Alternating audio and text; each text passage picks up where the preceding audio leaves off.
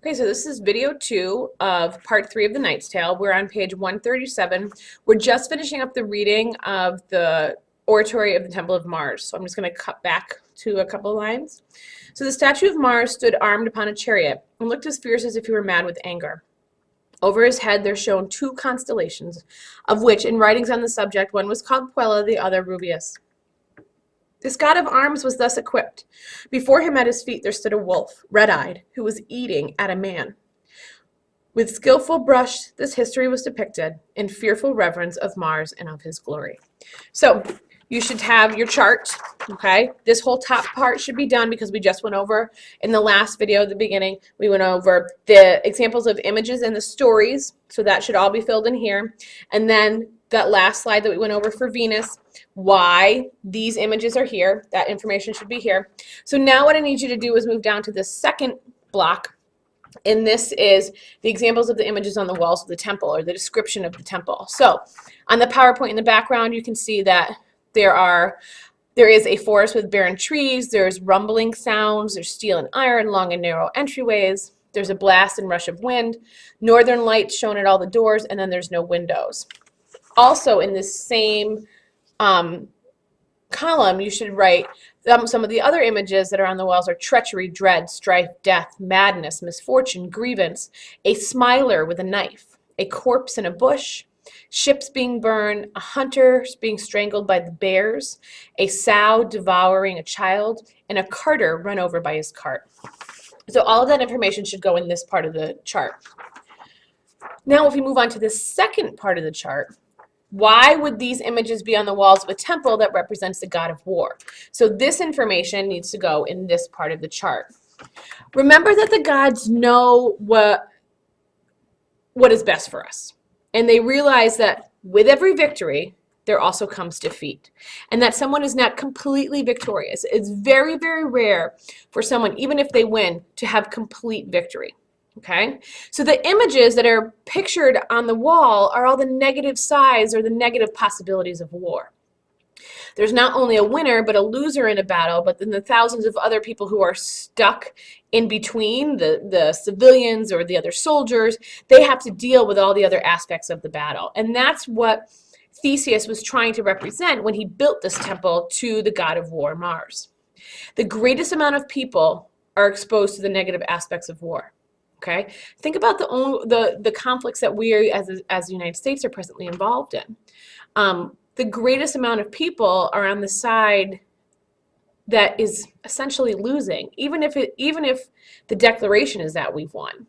The most amount of people feel the negative aspects of war. So that information should go into this second part of the chart. So this column should be completely done, and this row should be completely done. What we're going to do now is we're going to move on to the Oratory of Diana, okay, the Temple of Diana. So pause the video here if you need to catch up or go back to get the notes. Otherwise, we're going to pick up on page 137. Now, as short a way as I can, I shall hasten to the Temple of Diana the Chaste to describe it to you fully. The walls were covered from top to bottom with pictures of hunting and modest chastity.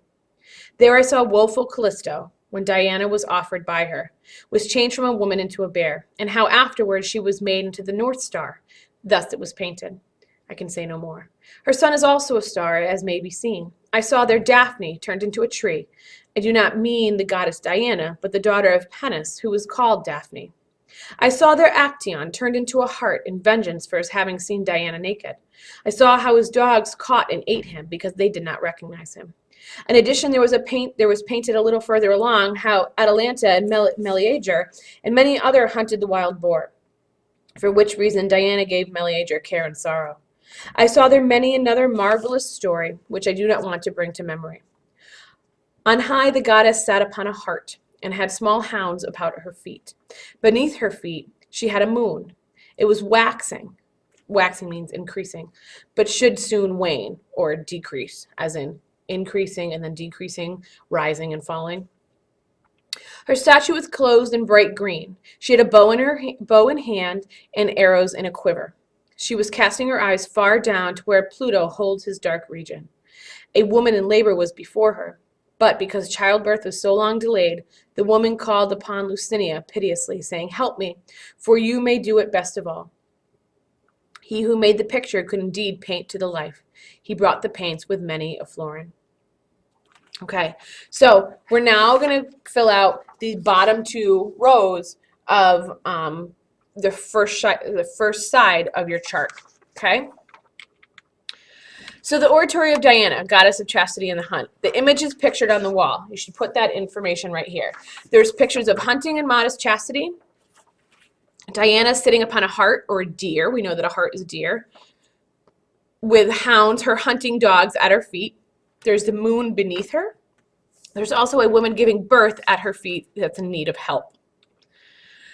These are some of the stories that are depicted on the walls in the Oratory of Venus. Just like with this, the Oratory of Venus, this information needs to go into this box right here. So first is the story of Callisto. Because she abandoned her chastity and bore a son to Zeus, she was transformed into a bear by Diana. Arcas, while out hunting, was about to kill her when Zeus intervened and transferred them both to the heavens. Callisto becoming the constellation Ursa Major, Great Bear, and Arcas becoming Arcturus. Okay, so make sure you have that information down. Then there's the story of Daphne, the beautiful daughter of a river god. Daphne lived a pastoral existence and rejected every lover. When Apollo pursued her, she prayed to Gaia, or to her father, to save her, whereupon she was transformed into a laurel, or a tree. Apollo took its leaves to weave garlands that were thenceforth awarded to prize-winning poets. Daphne's other pursuer was Leucippus, who was killed because of Apollo's jealousy. Then we have the story of Actaeon. He is the son of Aristus and Autone. Because he saw Diana bathing naked, she changed him into a stag, or a male deer. And his own hunting dogs attack him and kill him. There's an image of the story of Actaeon below in a sculpture. Then there's the story of Atalanta. She is a huntress famous for her speed and skill. She took part in the Catalonian hunt and was rewarded by Meleager with the pelt of a boar. Later, warned by an oracle not to get married, she demanded that each suitor run a race with her on the condition that the winner would marry her and the losers would die. For some reason, many men jumped at the opportunity. Remember, they will do anything for love. Courtly love. This is all evidence of courtly love. Hippomenes won the race by dropping 3 golden apples, which Atalanta stopped to retrieve. Later, because Hippomenes and Atalanta made love in a temple sacred to Cybele, they were turned into lions and yoked to Cybele's chariot. Then we have the story of Meleager. He was the son of Oeneus, king of Callion and Athea. When Meleager was born, a prophecy said that he would die when a certain piece of wood, was put into a fire and burned. His mother took the log and hid it because she was afraid that her son would die. Meleager grows to be a famous warrior. When Oeneus fails to sacrifice to Diana, the goddess sent a huge wild boar to ravage his land. To kill the boar, Greece's bravest heroes are summoned. Meleager leads the hunt. This is the Caledonian hunt that we just talked about in the slide before, and kills the boar. He gave its pelt to Atalanta, with whom he had fallen in love. When his mother's brother tried to take the pelt, Meleager kills them. In revenge, his mother burns the hidden log, and Meleager dies. So because he killed his uncle, his mother takes revenge and burns the log. So all of that information should go into this part of the section of the notes. Okay, obviously you're abbreviating. So then in this part of the table, you have to think about why these images would be on the walls of a temple that represents the goddess of chastity and the hunt. Okay, if she is the creative force in all nature, the mother of all things, she is also the protector of innocence. She is the virgin goddess of the hunt, associated with wild animals and forests. The moon is an emblem of chastity. As a hunter, she determines the fate of the animals. She is her own person and determines what happens. The same with chastity and childbirth. A lot of the images are used to illustrate what promiscuity or unfaithfulness or lust can lead to. Again, the bad side of those things. Being chaste is what you should be. And if you are not chaste, these are some of the consequences for your actions. The idea of one's chastity being sacred also led Diana to be a symbol of the renewal of life. So make sure you have all of that information on this part of your chart. Okay? So you have all of the front side of the chart filled out. Okay? The next section that I'm going to read, there is no space on this to take notes. What you should do is you should take your photocopy of the reading and start circling, highlighting, writing questions, writing notes in the margins, annotating my notes. Okay, so let's pick up on page 139.